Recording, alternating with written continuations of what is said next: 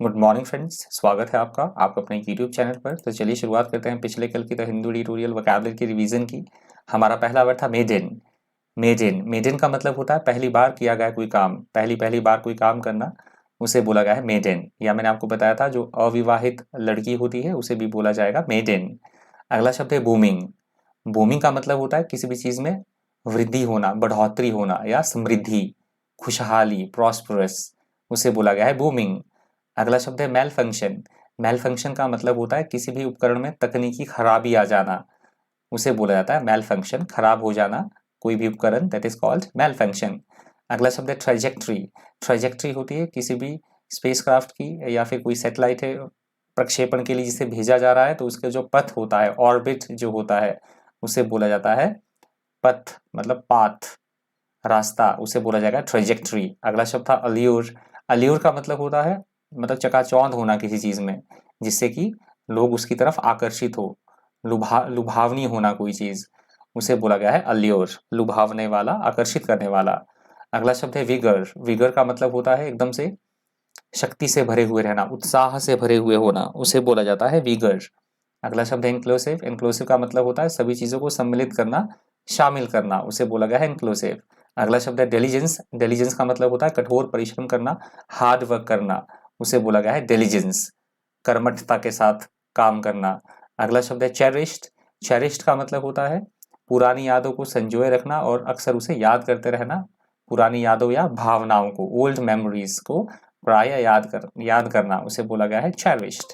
अगला शब्द है एम्ब्रॉयडरी। एम्ब्रॉयडरी का मतलब होता है सिलाई कढ़ाई का काम, कपड़ों पे सिलाई कढ़ाई का काम करना, इस तरह की कला, उसे बोला जाता है एम्ब्रॉयडरी। अगला शब्द है सिबलिंग्स। सिबलिंग्स का मतलब होता है भाई बहन, जो सगे भाई बहन होते हैं उन्हें बोला जाता है सिबलिंग्स। अगला शब्द है कोप विद। कोप विद का मतलब होता है किसी भी परिस्थिति का सामना करना, चीजों को हैंडल करना, मैनेज करना, उसे बोला जाता है कोप विद। अगला शब्द है डिमाइज। डिमाइज का मतलब होता है किसी की मृत्यु हो जाना, निधन हो जाना, देहावसान हो जाना, उसे बोला जाता है डिमाइज। अगला शब्द है ट्रायम्फ। ट्रायम्फ का मतलब होता है किसी भी तरह की सफलता मिलना, जीत मिलना, उसे बोला गया है ट्रायम्फ। अगला शब्द है रीटरेटेड। रीटरेटेड का मतलब होता है किसी भी चीज को बार बार दोहराना, रिपीट करना, उसे बोला गया है रीटरेटेड। अगला शब्द है ऑनकॉर। ऑनकॉर का मतलब होता है किसी भी अभिनेता के द्वारा, या यहाँ पे एडिटोरियल में बात की गई थी खिलाड़ी की, किसी भी खिलाड़ी के द्वारा रिपीट परफॉर्मेंस करना, अच्छा वो परफॉर्म कर रहा है तो उस परफॉर्मेंस को बरकरार रखना, दोबारा से परफॉर्म करना, उसे बोला गया है ऑनकॉर। अगला शब्द है स्टीपल चेज। स्टीपल चेज का मतलब होता है ऐसी दौड़ जिसमें कि कई बाधाएं शामिल हों, उस बाधा दौड़ को बोला जाता है स्टीपल चेज।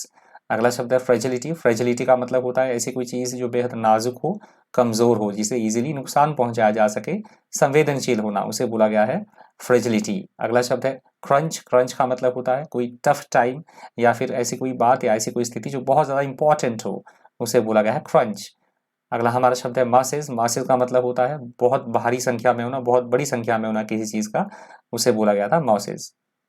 तो ये लास्ट वर्ड था द हिंदू ट्यूटोरियल वोकैबुलरी का पिछले कल के रिवीजन का। आई होप आपको सेशन फ्रूटफुल लगा होगा, इन्फॉर्मेटिव लगा होगा, इस सेशन से कुछ थोड़ा बहुत फायदा मिल रहा होगा आप लोगों को। इस वीडियो में इतना ही। इसी तरह के इन्फॉर्मेटिव वीडियोज के लिए बन रही है चैनल पर।